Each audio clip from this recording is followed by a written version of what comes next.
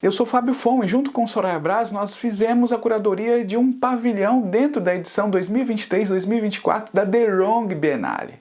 Esse pavilhão se chamou A Net Art Morreu, mas passa bem, é um título provocação. E essa exposição, ela trouxe então trabalhos recentes, a partir de 2021, criados especialmente para a internet. E a gente pode falar aqui que essa exposição foi, pensando nos últimos anos, uma das maiores exposições já realizadas com a participação de artistas de várias partes do mundo, e ao total nós temos 55 trabalhos. Se você não sabe o que é net art, web art ou internet art, desde já eu te convido para assistir o que é web art. Um vídeo já assistido por milhares de pessoas que justamente fala da história e conceitos desta linguagem. É só clicar no card. E aproveitando, dá aquele like e não se esqueça de seguir o nosso canal para ver mais vídeos. Mas voltando à exposição, a net art morreu, mas passa bem, começa com esse trabalho aqui, da Vera Zibert, que traz de maneira irônica a contaminação da linguagem do cinema pela internet, um meio que tradicionalmente é visto como sem interação direta. Mas aqui você clica, você arrasta, você manipula os elementos e você tem também uma mistura híbrida entre cinema experimental, a net art e a poesia. Com certeza você conhece o jogo Pac-Man. Mas e o jogo Pac-Mon? Ou, se você preferir, Pac-Man. Aqui a artista Nina Rust transformou o famoso jogo em uma metáfora para mostrar o quanto é difícil para uma mulher com filhos conseguir o seu sustento. Diante, inclusive, de situações do patriarcado, da misoginia, do racismo, entre outras tantas situações aqui personalizadas nos fantasmas, inimigos da jogadora. Trabalho sensacional que faz a gente lembrar de um universo gigantesco de trabalhos de game art, e alguns desses trabalhos muitas vezes fazem a gente pensar sobre questões sociais. Agora, olha só esse perfil aqui do Instagram. Olhando assim, você vai falar, instigante, né? Viver com a sua van, mundo afora, hashtag vanlife. Olha de novo, olha de novo. Minha amiga, meu amigo, é fake. Fake de qualidade. Mentira de artista. Em primeiro lugar, o nome da artista é Karen Elliott. E você sabe quem é Karen Elliott? Não vale parar o vídeo para dar Google, hein? Karen Elliott é um dos pseudônimos coletivos mais conhecidos da internet, que foi justamente criado para se contrapor a pseudônimos coletivos masculinos, que já não são tão conhecidos. Muitos artistas fazem uso desses pseudônimos para poder colocar como autor em suas obras sem ter que assumir a autoria. A obra de net art Vanlife é um perfil do Instagram, é um site também que trata do escapismo e da banalidade com que a vida é tratada nas redes sociais. Para isso, faz montagens digitais das imagens que são publicadas nesses canais, revelando, em meio ao desejo por likes, nosso mundo pré-apocalíptico. O artista tem que ser mesmo a antena do mundo, né? Pegando aquilo que está aí ao redor, na sua época, como já dizia Ezra Pound. E a gente vai seguir por esse caminho, aí segue o fio.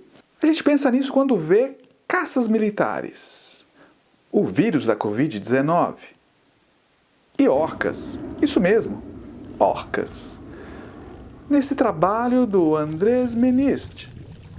Menist é um pintor, mas é também um dos nomes históricos da net art. Seus trabalhos de net art são esse espaço entre as imagens da internet e as imagens de sua pintura figurativa.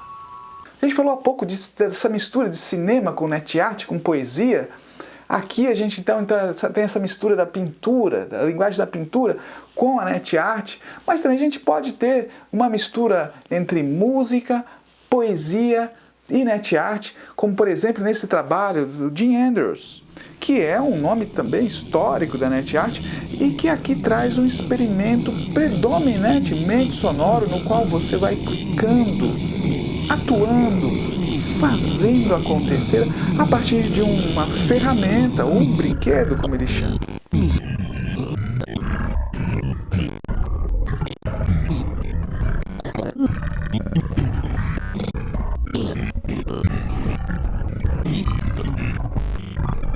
Mas eu não podia deixar de falar também de um trabalho de net art que referencia a dimensão conceitual dessas criações na internet.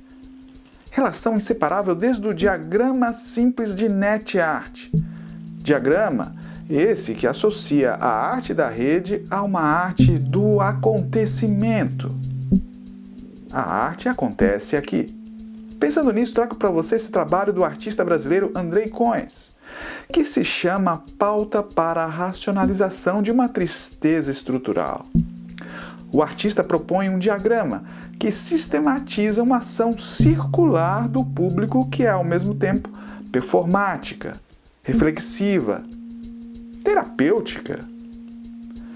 E essa sistematização, que é uma série de instruções, surge como uma espécie de comentário à ideia de programa, ou de forma mais específica, a ideia de algoritmo.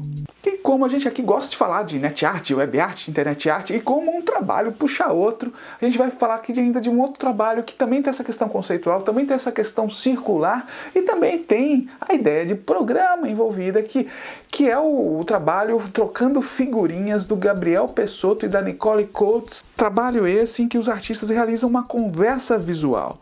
Todo dia um deles posta uma imagem no site e o outro ou a outra responde com uma outra imagem, assim o jogo segue com mais imagens. E nesse jogo, conforme você vai vendo o encadeamento das imagens, você vai percebendo os contrastes, as semelhanças de forma, as escolhas e a habilidade do olhar dos artistas. Esses trabalhos todos são muito legais e você pode acessá-los pelo endereço da nossa mostra. Nós vamos deixar o site disponível mesmo após o final da The Wrong Biennale, que acaba no dia 1º de março de 2024. Mas aí pode acontecer de eventualmente você não conseguir acessar algum site, porque uma das premissas da arte na rede é justamente ser efêmera. Aqui a gente falou de hibridismo de imagem, a gente falou de mentira de artista, a gente falou da arte ou da net art enquanto acontecimento, tudo isso falando da mostra A Net Art Morreu, mas Passa Bem. Eu te convido a conhecer a exposição e te convido também a falar o que você pensa sobre essa produção, se você visitou algum trabalho, comenta aí pra mim, quem sabe até de repente eu já não faço um outro vídeo sobre os outros trabalhos que também estão nessa exposição, hein? Tchau, um abraço!